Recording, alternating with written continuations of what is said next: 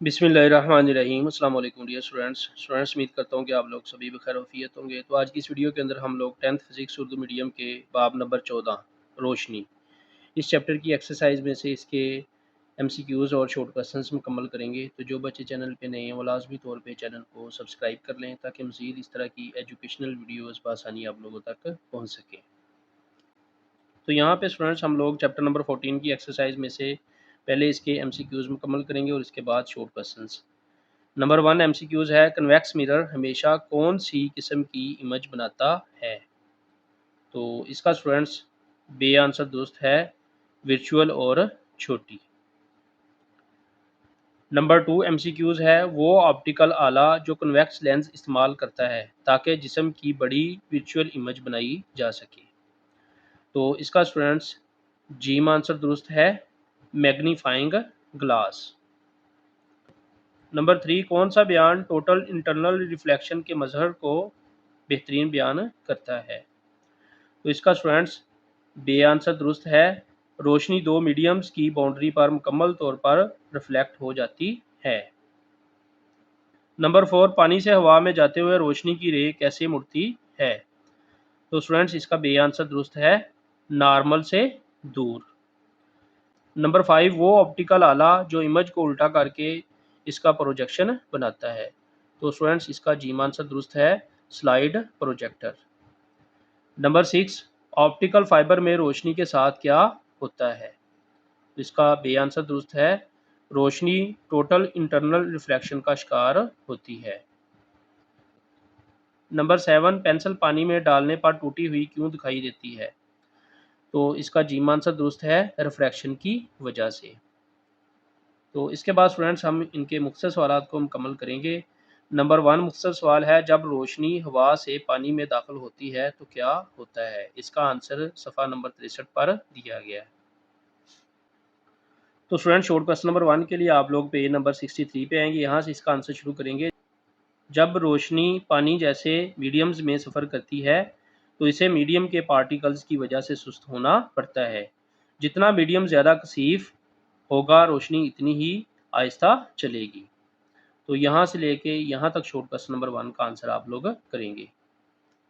Short question number 2 refractive index की तारीफ करें, हवा और पानी का रिफ्रैक्टिव इंडेक्स क्या है? इसका आंसर पेज नंबर 63 पर दिया गया है। तो स्टूडेंट शॉर्ट क्वेश्चन नंबर 2 के लिए आप लोग पेज नंबर 63 पे आएंगे, यहाँ से इसका आंसर शुरू करेंगे। रिफ्रैक्टिव इंडेक्स रोशनी की खला या हवा में स्पीड का रोशनी की किसी दूसरे मीडियम में स्पीड से तनासब है। इसका फार्मूला है रिफ्रैक्टिव इंडेक्स बराबर खला में रोशनी की स्पीड बटा मीडियम में रोशनी की स्पीड। यहाँ पे इसको शो करते हैं, रिफ्रैक्टिव इंडेक्स को n से ज़ाहिर करते हैं, खला में रोशनी की स्पीड को c से और मीडियम में रोशनी की स्पीड को v से ज़ाहिर करते हैं। तो यहाँ से लेके यहाँ तक आप लोग शॉर्ट क्वेश्चन नंबर 2 का आंसर करेंगे। Short question number 3 optical fibre का बुनियादी असूल क्या है? इसका आंसर पेज नंबर 68 पर दिया गया है। शॉर्ट क्वेश्चन नंबर 3 के लिए स्टूडेंट्स आप लोग पेज नंबर 68 पे आएंगे, यहाँ से इसका आंसर शुरू करेंगे। ऑप्टिकल फाइबर रोशनी को दूर तक भेजने के लिए टोटल इंटरनल रिफ्लेक्शन के असूल पर काम करता है। यहाँ से लेके यहाँ तक करेंगे और इसके बाद यहाँ से लेके यहाँ तक करेंगे। जब रोशनी फाइबर में दाखिल होती है तो कोर और क्लीडिंग की बाउंड्री पर ऐसे एंगल पर टकराती है जो क्रिटिकल एंगल से बड़ा होता है। नतीजतन रोशनी मुकम्मल तौर पर वापस कोर में रिफ्लेक्ट होती है। तो यहाँ से लेके यहाँ तक और यहाँ से लेके यहाँ तक शॉर्ट क्वेश्चन नंबर 3 का आंसर आप लोग पेज नंबर 68 से करेंगे। शॉर्ट क्वेश्चन नंबर 4 मुख्तसरन बयान करें कि कन्वेक्स लेंस रियल या वर्चुअल इमेज कैसे बनाता है? इसका आंसर पेज नंबर 71 पर दिया गया। शॉर्ट क्वेश्चन नंबर 4 के लिए स्टूडेंट्स आप लोग पेज नंबर 71 पे आएंगे, यहाँ से इसका आंसर शुरू करेंगे। कन्वेक्स लेंस किस किस्म की इमेज बनाएगा? ये इस बात पर मुनहसर है कि जिस्म लेंस से कितने फासले पर रखा गया है। आमतौर पर कन्वेक्स लेंस रियल और उल्टी इमेज बनाता है, लेकिन अगर शय फोकल लेंथ के बहुत करीब रखी जाए तो इमेज वर्चुअल और सीधी बनती है। तो यहाँ से लेके यहाँ तक शॉर्ट क्वेश्चन नंबर 4 का आंसर करेंगे आप लोग। शॉर्ट क्वेश्चन नंबर 5 लेंस की पावर का इसके फोकल लेंथ से क्या तल्लक है? इसका आंसर पेज नंबर 71 पर दिया गया है। शॉर्ट क्वेश्चन नंबर 5 के लिए स्टूडेंट्स आप लोग पेज नंबर 71 पे आएंगे। यहाँ से इसका आंसर शुरू करेंगे। लेंस की पावर, फोकल लेंथ के उल्ट को लेंस की पावर कहते हैं, यानी P is equal to 1/f। Focal length के उल्ट को लेंस की पावर कहते हैं, P is equal to 1/f। यहाँ से लेके यहाँ तक करेंगे और इसके बाद यहाँ से लेके यहाँ तक करेंगे। पावर का SI यूनिट डाई ऑप्टर है, 1 डाई ऑप्टर इस लेंस की पावर को कहते हैं। तो यहाँ से लेके यहाँ तक और यहाँ से लेके यहाँ तक शॉर्ट क्वेश्चन नंबर 5 का आंसर आप लोग पेज नंबर 71 से करेंगे। शॉर्ट क्वेश्चन नंबर 6, नील का कानून बयान करें और मसावात में इस्तेमाल होने वाली तमाम इस्लाहात की तारीफ करें। इसका आंसर पेज नंबर 63 और 66 पर दिया गया है।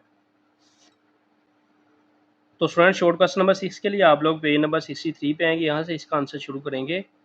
स्नील्स लॉ, साइन के एंगल ऑफ इंसिडेंस और एंगल ऑफ रिफ्रैक्शन की निस्बत एक ही रहती है अगर मीडियम वही हो। इसको स्नील का कानून कहते हैं। n बराबर साइन आई बटा साइन आर। यहाँ n दूसरे मीडियम का पहले मीडियम के लिहाज से रिफ्रैक्टिव इंडेक्स है। रिफ्रैक्टिव इंडेक्स इस बात की निशानदेही करता है कि रोशनी की रे दूसरे मीडियम में दाखिल होते वक्त कितनी मुड़ती है। तो यहाँ से लेके यहाँ तक करेंगे और इसके बाद इसका बकिया हिस्सा पेज नंबर 66 से करेंगे। तो स्टूडेंट शॉर्ट क्वेश्चन नंबर 6 का बकिया हिस्सा आप लोग पेज नंबर 66 से यहाँ से शुरू करेंगे। टोटल इंटरनल रिफ्रैक्शन का फार्मूला अखज़ करने के लिए हम बुनियादी तौर पर स्नील का कानून इस्तेमाल करते हैं। तो ये वाला फार्मूला आप लोगों ने करना है। n1 साइन थीटा 1 बराबर n2 साइन थीटा 2। तो यहाँ पे आई है, इसकी जगह पे थीटा 1 कर लेना और यहाँ पे आर है, इसकी जगह पे थीटा 2 कर लेना है। तो यहाँ पे स्टूडेंट्स n1 है पहले मीडियम का रिफ्रैक्टिव इंडेक्स और थीटा 1 है एंगल ऑफ इंसिडेंस। यहाँ पे n2 है दूसरे मीडियम का रिफ्रैक्टिव इंडेक्स और थीटा 2 है एंगल ऑफ रिफ्रैक्शन। तो यहाँ तक आप लोगों ने शॉर्ट क्वेश्चन नंबर 6 को मुकम्मल करना है।